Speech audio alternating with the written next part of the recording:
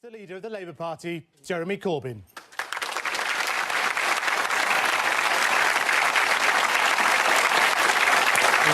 Basil, how are you doing? Lovely to see you.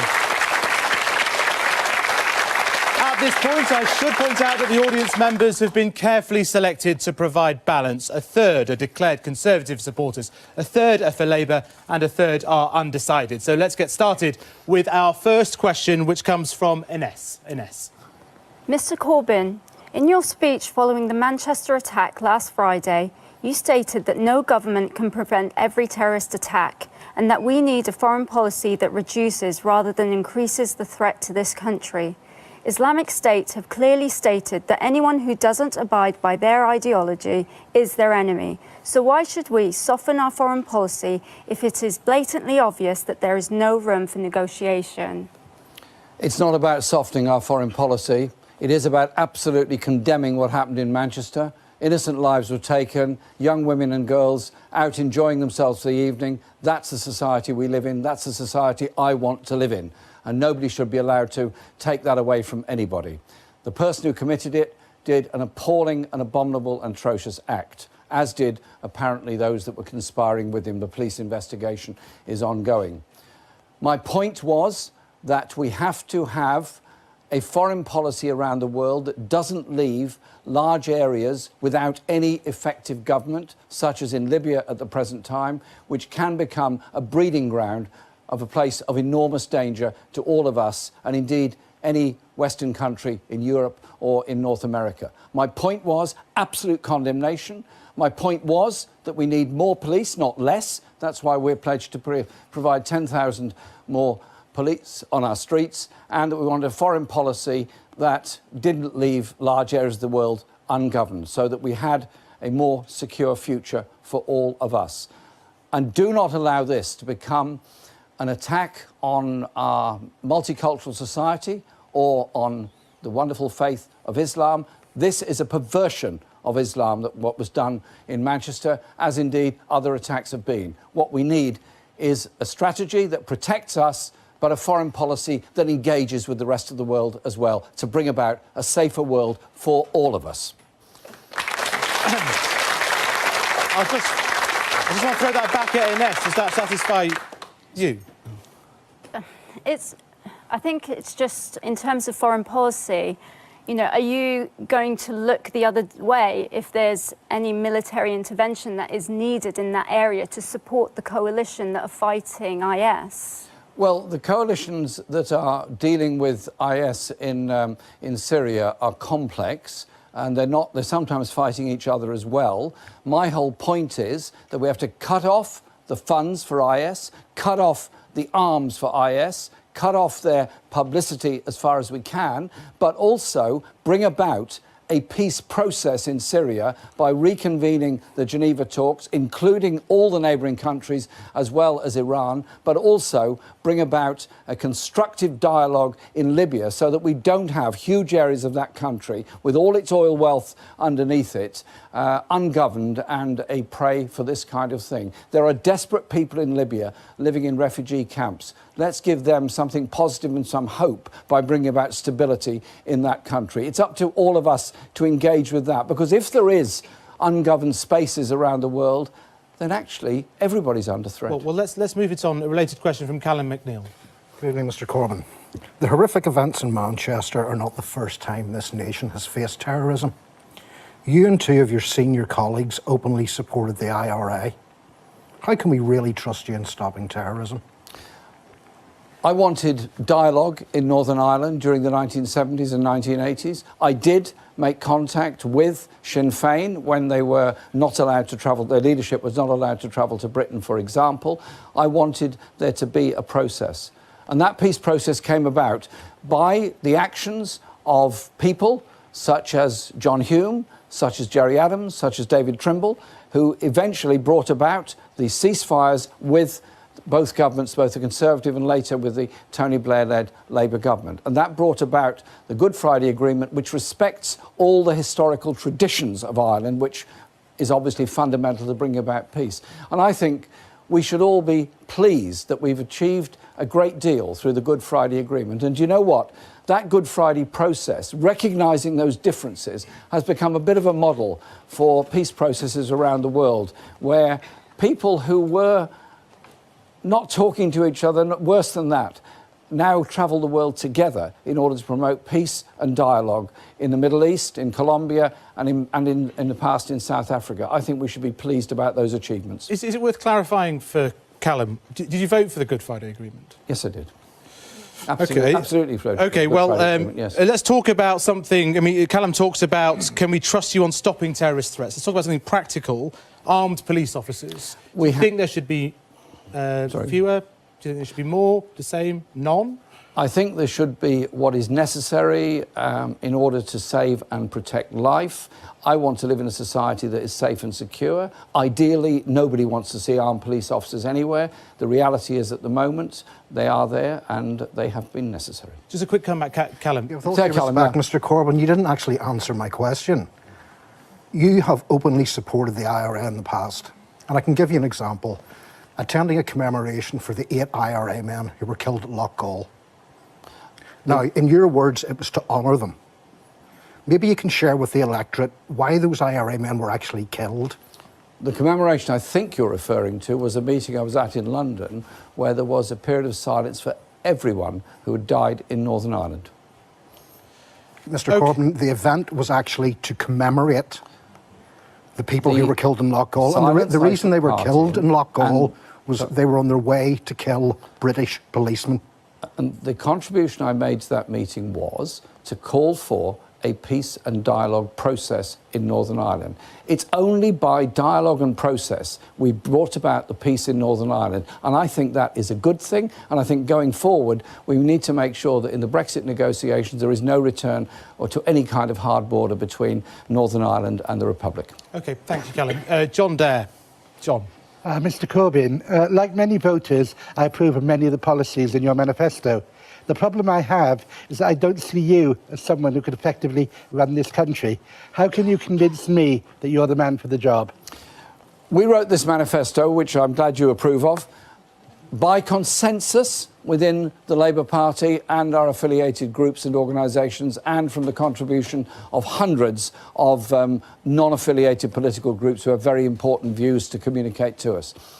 We've put those forward, and in government, we will carry this manifesto out. This manifesto is about investing in our future. It is about investing in our young people for the future so that we don't have supersized classrooms, we don't have massive waiting lists in hospitals, we don't have 1 million people waiting for social care, we don't have thousands of people sleeping on our streets. The choice is quite clearly there. This manifesto, investing for the future, taxing more a bit, for corporation tax and for the very wealthiest, 95% will pay no more, or you can go down the road of continuing austerity, continuing cuts in all areas of public expenditure, and an ever-widening gap between the richest and the poorest in our society.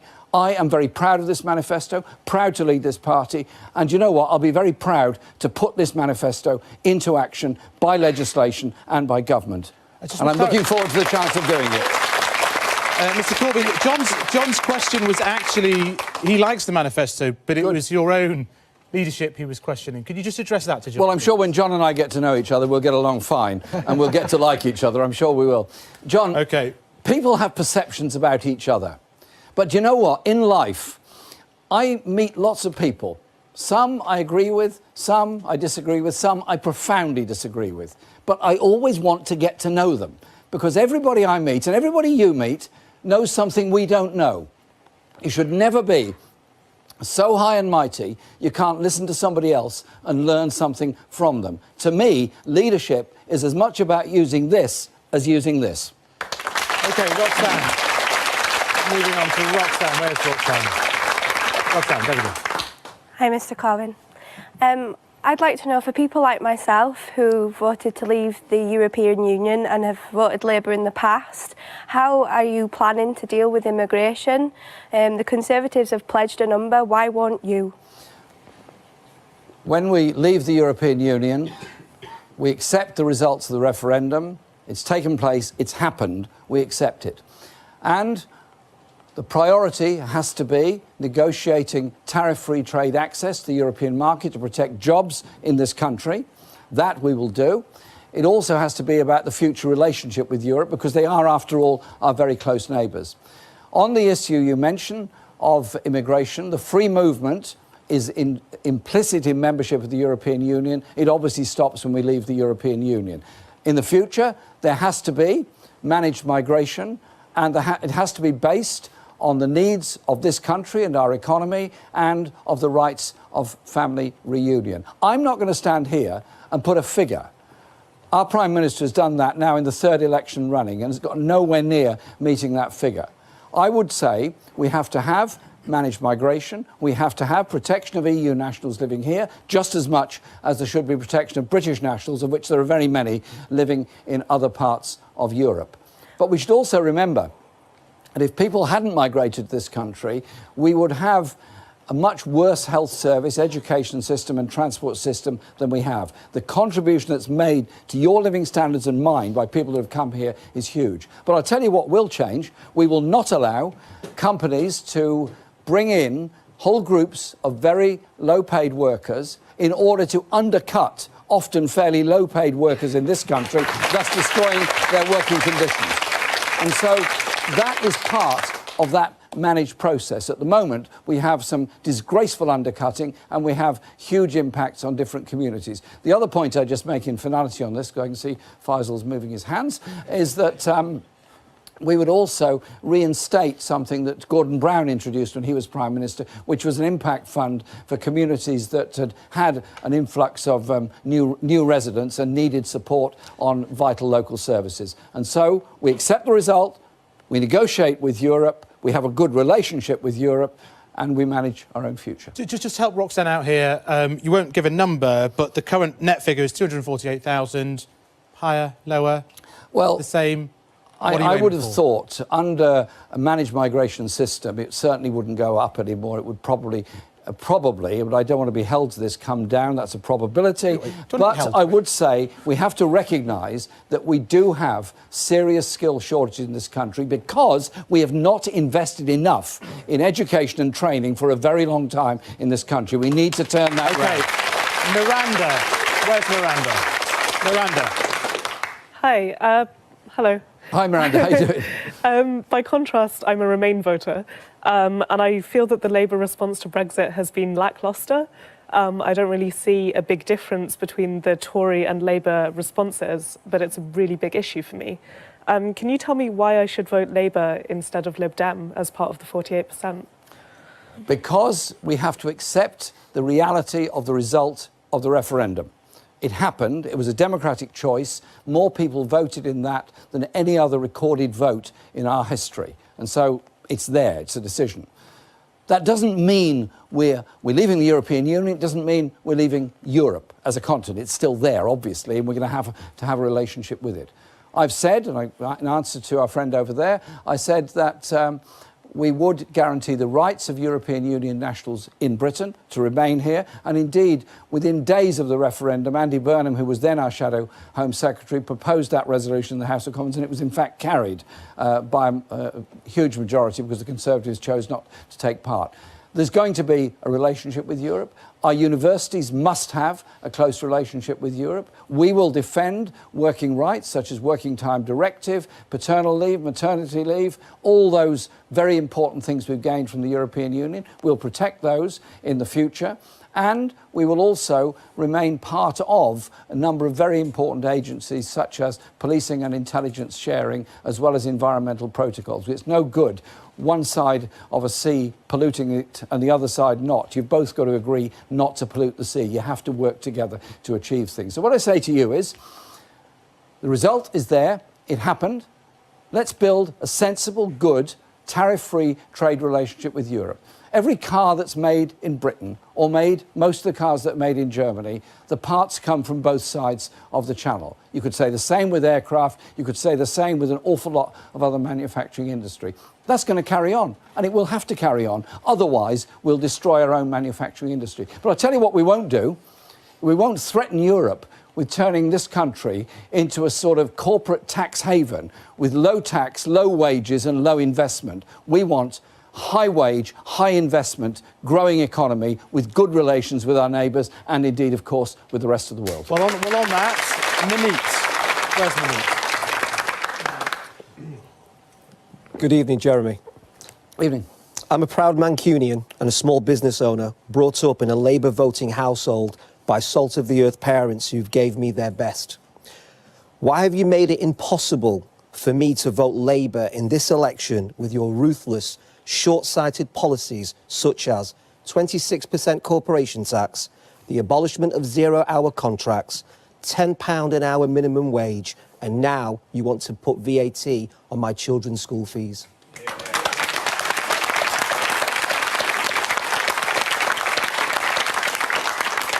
Corporation tax was 28% in 2010. This government has reduced it and proposes to reduce it further. We're going to put it back up to 26%. And why are we doing that? Because this country is badly divided between the richest and the poorest. You put corporate tax and tax at the top end down, the division gets greater. Are you happy that so many of our children are going to school with supersized classes? So many of our children are going to school hungry. Are you happy with so many people waiting for hospital operations, 1 million waiting for social care? You don't address these problems by ignoring them. I appeal to you, as obviously a traditional person who supported our party, recognise that we're all better off when everybody is better off. And your children want to get a home of their own in the future. If we build the homes for them, both to rent as well as to buy, then they've got a better chance.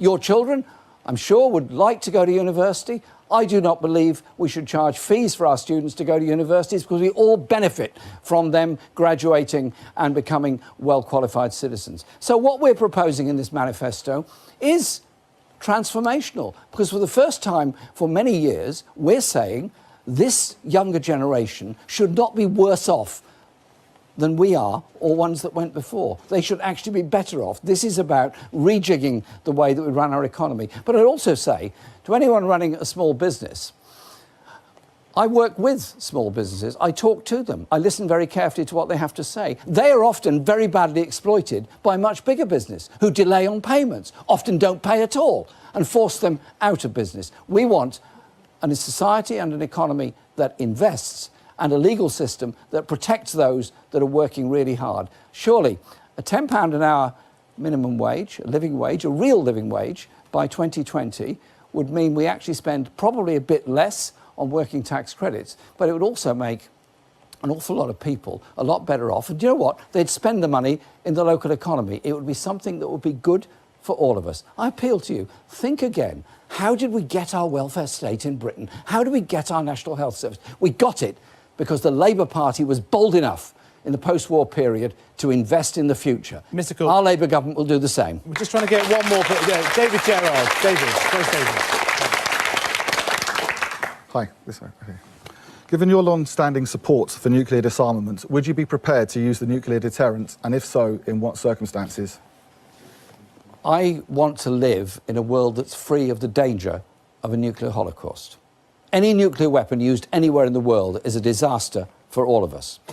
And I've spent my life working with peace organisations, working with the United Nations over the Nuclear Non-Proliferation Treaty in order to bring about global disarmament. I would see my responsibility as our Prime Minister to contribute to a world of peace in the future. That means being very serious about the dangers, very serious about promoting what China is trying to achieve in Korea with the six-party talks, be very serious in what President Obama achieved with his agreement with Iran, but also look at the other threats that we face as well. Cyber attacks are very serious. We saw that with the attack on our National Health Service only a couple of weeks ago. Random acts of terror, such as we saw in Manchester, are a real threat as well. We have to defend our way of life, our society and our country by an intelligent engagement with the rest of the world. And I want to bring about our contribution to a more peaceful world. Can I just use the practical implication of David's question, which is in 11 days' time, you could be Prime Minister and you would have to write those letters of last resort to the Trident submarine commanders. Are you going to write those letters? I will write the appropriate letter to our commanders, who are obviously very responsible, very loyal naval officers. OK. Well, that brings us to the end of our first question and answer session of the evening. Thank you very much, Mr Corbyn. Thank you. And thank you very much.